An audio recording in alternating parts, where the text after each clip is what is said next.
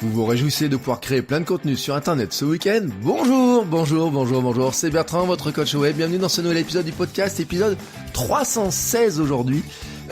J'espère que vous avez la grande forme, la grosse patate. Et oui, nous sommes, le week-end arrive ce soir. Alors, il y en a qui sont en vacances, peut-être pour d'autres, les vacances commencent.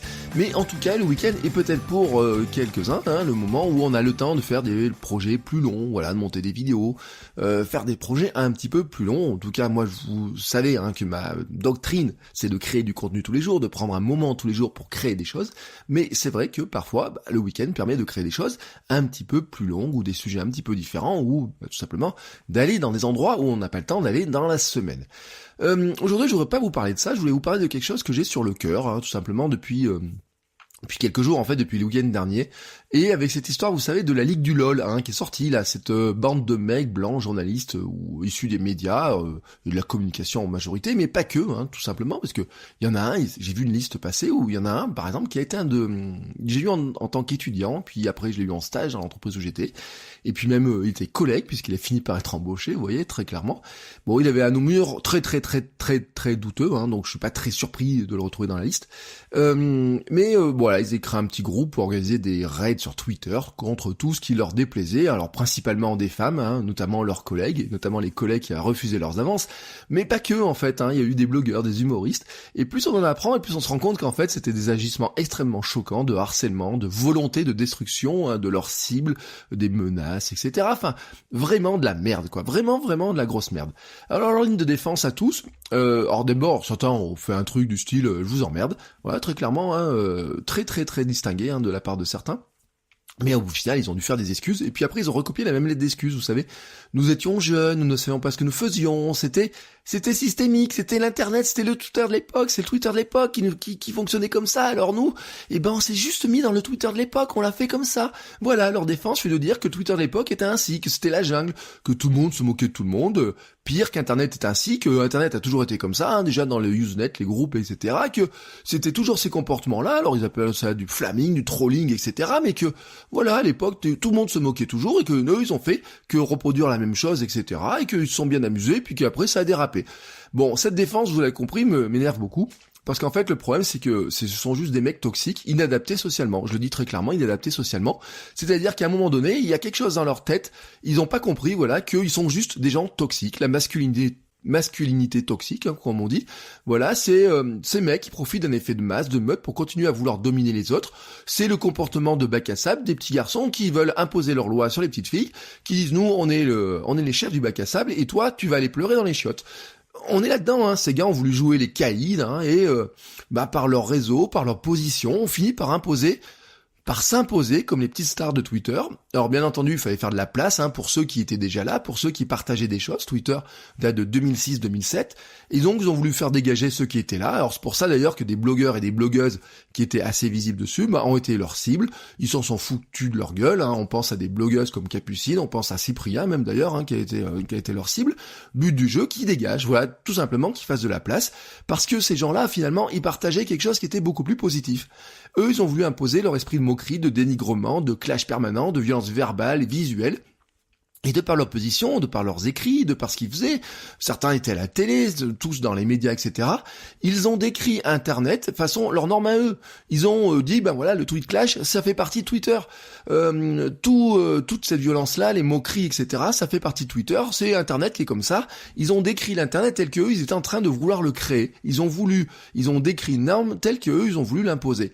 Mais bon, Twitter, à l'origine, ce n'est qu'un outil, et le contenu qui est sur Twitter est celui produit par les internautes. Alors bon, c'est un espace qui est très peu modéré, alors ce que son créateur semble regretter désormais, mais c'est un espace très peu modéré, donc qui a sûrement laissé beaucoup trop de place à ce type de comportement-là et qui aurait dû agir dessus. Mais moi qui suis inscrit depuis mars 2007 à peu près, j'ai vu ces comportements de trolling, cette recherche de la petite phrase, de la moquerie. J'ai vu cette course au bon mot, au succès qui permet d'être retweeté, de gagner des followers. Et oui, alors voilà, ça amuse, etc. Mais vous savez, ces comportements-là, en fait, c'est pas de Twitter qui viennent. Et ils existaient avant Twitter. Et en fait, ils ont reproduit des comportements extrêmement anciens, ouais, tout simplement, on pourrait dire des comportements de cour, hein, tout simplement, où la femme n'était qu'un trou, et n'était là que pour amuser les hommes, hein. On pourrait très bien dire que finalement ça se passait déjà comme ça, probablement au Moyen-Âge, oui, ce sont des Moyenâgeux, et sur Twitter, eh ben, ils ont voulu reproduire cette espèce de comportement là extrêmement toxique, mais Twitter à l'origine c'était qu'un outil, c'est un outil qui a été inventé qui finalement pour partager des statuts, pour partager de l'information. Et moi sur Twitter, j'ai vu beaucoup d'autres choses. J'ai vu un partage incroyable de liens, partage d'informations, de recommandations. Les jeux étaient de trouver par exemple les meilleurs liens en premier pour avoir une aura de trouveur, ce qu'on appellerait maintenant un curateur, vous voyez, mais notre jeu c'était de fouiner sur internet, de trouver des liens, de partager les liens les plus intéressants, de mettre ça sur notre blog, de repartager, de mettre un lien qu'on était trouvé intéressant. Le microblogging c'était vraiment de trouver un lien, de trouver des petites informations, de donner des petites astuces. On le faisait en 140 caractères, on n'avait pas beaucoup de place pour faire des choses, mais c'était ça l'esprit aussi, vous voyez, de l'époque, 2007, 2008, 2009, et même pendant longtemps. D'ailleurs, hein, soyons clairs, les membres de la Ligue du LOL se moquaient de ces comportements-là, voilà. Hein, ils se moquaient de ceux qui disaient, moi j'ai trouvé un lien, etc. C'est parce que certains qui avaient un peu la flemme de trouver des liens, volaient les liens des autres, ou disaient qu'ils avaient trouvé le lien avant les autres, alors qu'en fait ils avaient vu, il n'y avait pas trop le retweet, vous voyez, il n'y avait pas trop cette logique-là, et les membres de la Ligue du LOL, ils se foutaient de ce comportement-là, de trouveurs, de gens qui partageaient l'information, de gens qui étaient positifs. J'y ai lu nombre de discussions passionnantes et enflammées, j'ai rencontré plein de nouvelles personnes, ma femme a même trouvé du boulot, et oui, à force de discuter rugby, de discuter de plein de sujets, elle a sympathisé avec des personnes, et un jour cette personne-là lui a dit, écoute, j'ai un boulot pour toi, et c'est ce qui l'a amené à trouver des clients et des clients prestigieux. J'ai aussi organisé des rencontres, hein. On avait des rencontres sur Clermont, où on se rencontrait en tweetos. C'est même pas impossible hein, que la personne dont je parle, qui fait partie de cette liste officielle, qu'on a vu passer de Ligue du LOL, y ait même participé.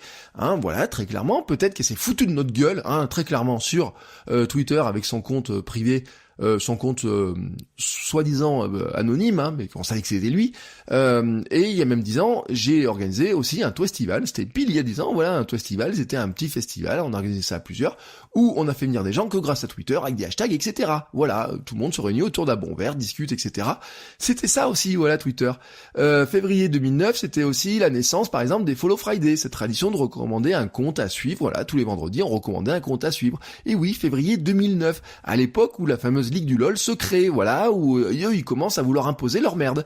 Mais ça a continué tout ça, je veux dire qu'en fait, il n'y a clairement pas de fatalité à utiliser méchamment les réseaux sociaux. Ce ne sont pas eux qui créent cette violence, en fait. Les réseaux sociaux, c'est un miroir. Contrairement à ce que certains veulent bien dire, c'est pas le Twitter qui crée la violence verbale ou quoi que ce soit. Par contre, c'est le fait que ça s'installe et que les gens, certains ont applaudi. Ils ont applaudi cette petite bande de gars qui avaient l'air sympa, etc. Ouais, ils passaient à la télé, ils étaient dans les magazines. Elle avait même dit que, par exemple, un mec comme Vincent Glade était le mec à baiser de l'année. Vous voyez, il y a un truc comme ça. Alors que peut-être ce gars-là, il l'a harcelé, il lui crachait dessus toute la journée par ailleurs.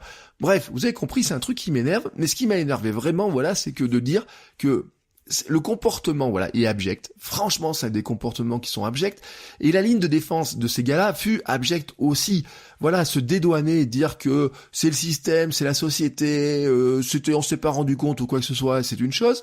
Dire que Internet est systémique, violent, etc., c'est aussi quelque chose qui est totalement faux, et certains ont applaudi des deux pieds, ont sauté dedans, voilà, et puis certains vont en profiter, parce que finalement, qu'est-ce qu'on va aboutir? Ça donne un truc de plus, pour ceux qui veulent la fin de l'anonymat, voilà, dire, allez, on va supprimer l'anonymat, parce que finalement, entre cette histoire-là et celle des gilets jaunes, etc., que les insultes qu'on voit partout, il faut faire sauter l'anonymat sur les réseaux sociaux. Oui, hein, c'est ce que Macron a déclaré à la télé, il a déclaré ça partout, etc., et qu'est-ce qui se passe? Le gouvernement travaille dessus.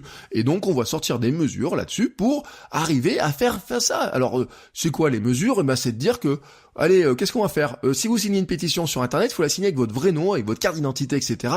Comme si quelqu'un qui vous fait signer une pétition dans la rue vous demandait votre carte d'identité pour la signer. Non, là, on va vous la faire signer. Allez savoir, on va vous faire signer Twitter avec votre compte France Connect lié à votre carte d'identité.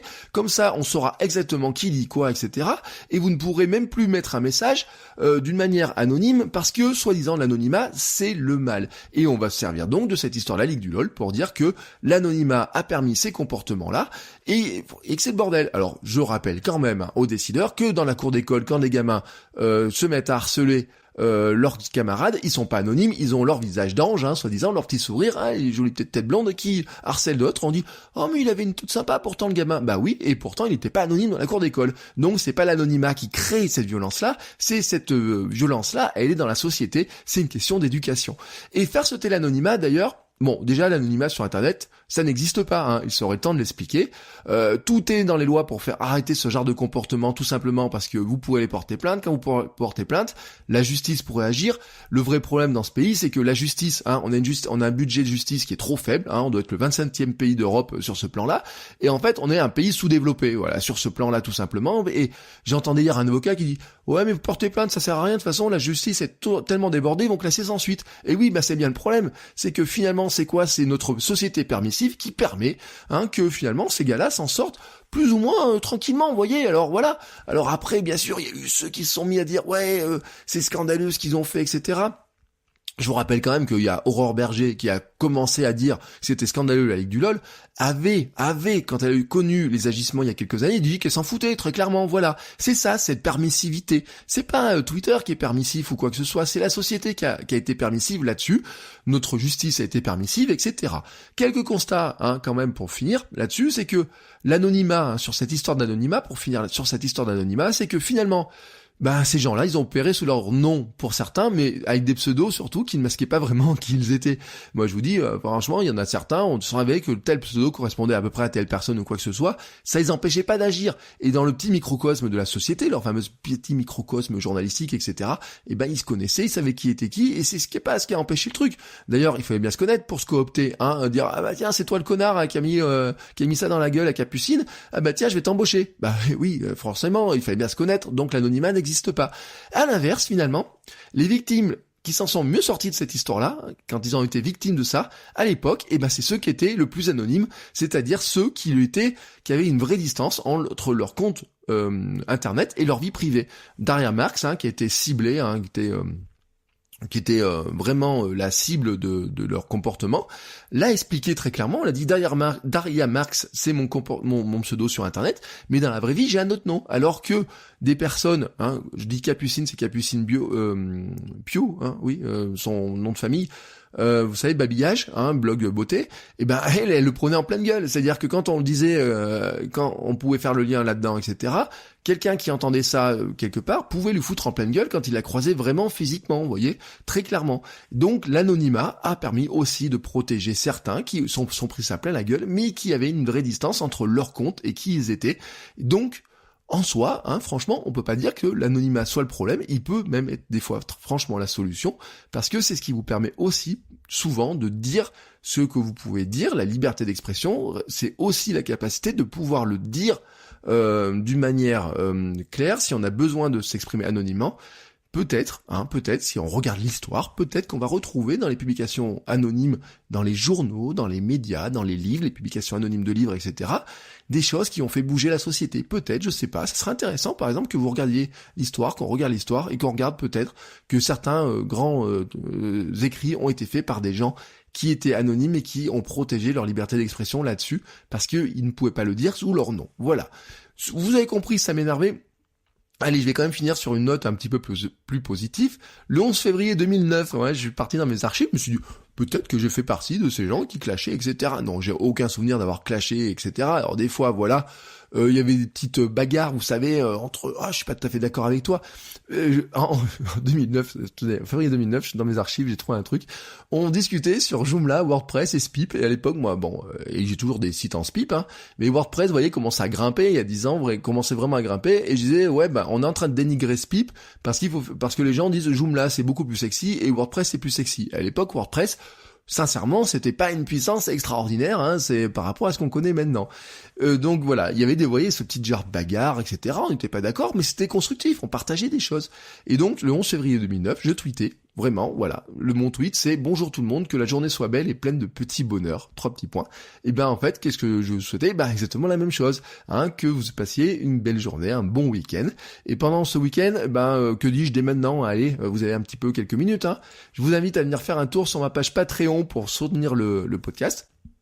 J'en parle pas assez souvent.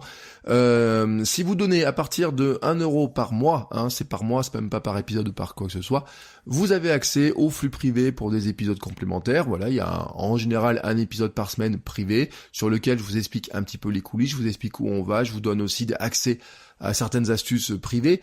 Ça donne aussi accès à des espaces privés du forum qui sont réservés à ceux qui financent le podcast, des goodies à télécharger. Voilà, par exemple, tous les mois en ce moment, je propose un calendrier avec une petite citation, avec une calendrier, vous savez, pour cocher des cases, etc. Pour aujourd'hui, j'ai créé quelque chose, des exclusivités et petit à petit bien d'autres choses. Par exemple, j'ai dit à ceux qui écoutent le flux privé, je vais lancer des choses payantes dans pas longtemps sur le site. Mais quand vous financerez le podcast, il y a des choses que vous aurez en exclusivité. Et puis il y a des choses sur lesquelles ça vous permettra d'avoir des réductions, de payer moins cher sur des choses, etc. Bref, vous avez compris, le Patreon, c'est vraiment la poursuite de ça, avec un côté plus privé, plus communautaire, on va dire, voilà, entre dialogues. J'ai même lancé, alors j'espère que j'ai oublié personne, et si certains patrons ne les ont pas vu passer, sur Instagram, j'ai même rajouté ceux qui financent le podcast, sur Patreon, sur Tipeee aussi.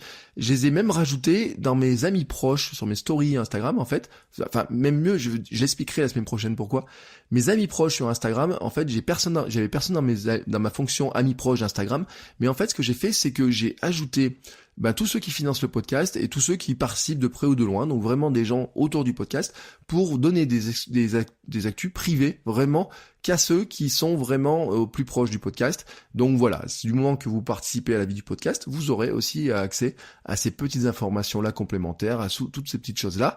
C'est fait partie, parce que il y a des coûts sur le podcast, mais pas que sur le podcast, sur tout ce qui va autour. Et donc, ça fait partie un petit peu du financement de tout ce que je fais. Sur ce, je vous souhaite à tous un très très bon week-end. Je vous souhaite un bon week-end plein de créativité, de création, etc. J'espère qu'il fera beau, qu'on pourra sortir, qu'on pourra faire plein de choses.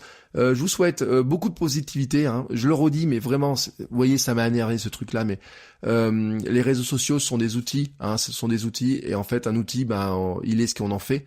Il nous prédestine pas à faire telle ou telle chose. Et pourquoi c'est important? Parce que on a parlé de Twitter beaucoup avec la Ligue du LOL, mais si on regarde ce qui est en train de se passer, par exemple sur TikTok, pour les plus jeunes générations, si on est parent d'adolescents et d'adolescentes, on va se rendre compte dans peut-être quelques années que le comportement de la Ligue du LOL maintenant se reproduit sur TikTok et que dans quelques années, on va ressortir à peu près le même genre d'affaires, mais avec des choses qui sont passées par exemple sur TikTok et puis avant sur Snapchat, etc. Parce que finalement, c'est notre société humaine n'a vraiment pas réglé ce problème-là, n'a pas réglé tous ces comportements-là. On peut dire qu'on a plein d'outils pour régler plein de choses, pour aller sur Mars, sur la Lune, pour aller partout où vous voulez, pour aller à toute vitesse.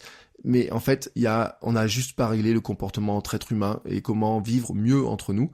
C'est ainsi, et les réseaux sociaux, ça met un coup de projecteur dessus. Mais franchement, ça m'énerve quand on dit que ce sont les réseaux sociaux qui provoquent ce type de comportement. Surtout que ça donne à ceux qui voudraient nous limiter dans ces espaces-là, qui voudraient limiter notre prise de parole, qui voudraient limiter notre capacité à utiliser ces outils-là pour s'exprimer, pour créer des business, etc. Vraiment du grain à moudre et vraiment un moyen de dire, regardez, on va vous faire taire parce que franchement, c'est trop le bordel. Donc, à mon sens aussi, on doit aussi agir pour quelque part sauver un petit peu cette liberté-là. C'est aussi là-dedans que dans cette année, je vous en reparlerai probablement par ailleurs, mais je pense que, vous voyez, ça me chauffe trop ces histoires-là, et je pense qu'on a des choses à défendre, comme on a des choses à défendre, telles que le flux RSS des podcasts, etc. Et tout ça, je vous en reparlerai la semaine prochaine, tranquillement. En attendant, je vous souhaite à tous, donc je vous le redis, un très bon week-end, et je vous dis à lundi pour de nouveaux épisodes. Ciao, ciao les créateurs!